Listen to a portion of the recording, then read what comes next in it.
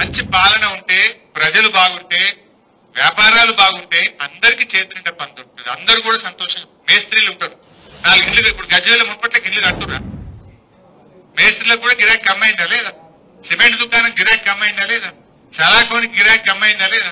Sanitary దుకాణం గిరాకీ కమ్మైందా లేదా? కిరాణం దుకాణం అని కూడా కమ్మైతుందా లేదా? అప్పుడు పని బాగా అవుతుంటే లేబర్ 6 కేలు 7 కేలు వచ్చి ఉందరు, లేబర్ ఉంటే సామాను కొంటారు, కూరగాయలు కొంటారు, కూరగాయలకు కమ్మైపోయి కిరాణం కమ్మైపోయి.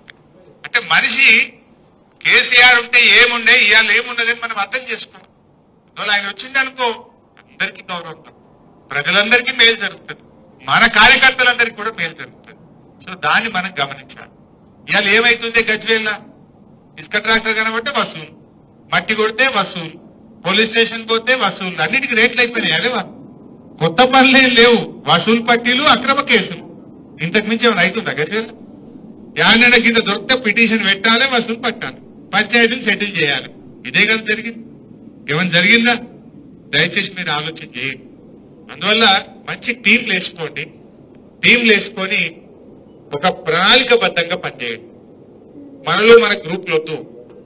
తర్వాత మనం ఒక్క సీట్ ఓడిపోయినా బాధపడేది మీరే. మళ్ళా మాకేముంటది, మా ఎంపీపీ గారు మండల ఆఫీసులో కూర్చుంటే ఎప్పుడైనా మేము కూడా వచ్చి కూర్చుంటాం, కార్యకర్తలందరినీ కలవడానికి అవకాశం ఉంటుంది. మనకు మండలంలో ఒక అడ్డా ఉండదా? ఏదైనా మంచి చెడు అయితే ఎస్ఐకో ఎండిఓకో ఫోన్ చేసి మన ఎంపీపీ మాట్లాడడం, మన జడ్పీటీసీ గట్టిగా మన కార్యకర్తల్ని కాపాడుకోవడం. అందువల్ల మనం అన్ని గెలవాలి, అన్ని మండలాలు గెలవాలి. అందరూ కూడా సహకరించండి. ఏ కార్యకర్తను కూడా మనం మిస్ చేసుకో, మళ్ళీ కూర్చొని మాట్లాడుకుందాం మండలాల వారిగా.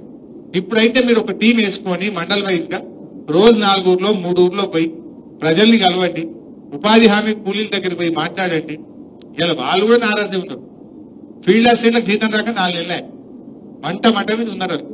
వాళ్ళు వద్దన మనకు పనిచేస్తారు. బీఆర్ఎస్ చేయరా? 4 నెలల నుంచి జీతం రాకపోతే కడుపు కాలితే ఎవడుకుంటాడే?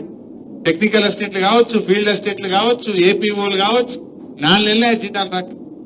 మొన్నటిదాకా పారిశుద్ధ్య కార్మికులు, ఆ ఊడ్చేటోళ్ళకి, సఫాయి వాళ్ళకి 3 నెలలే జీతాలు రాక. వాళ్ళు తిట్టుడే. ఈ రకంగా ఎవరిని చూసినా అంత ఆగమా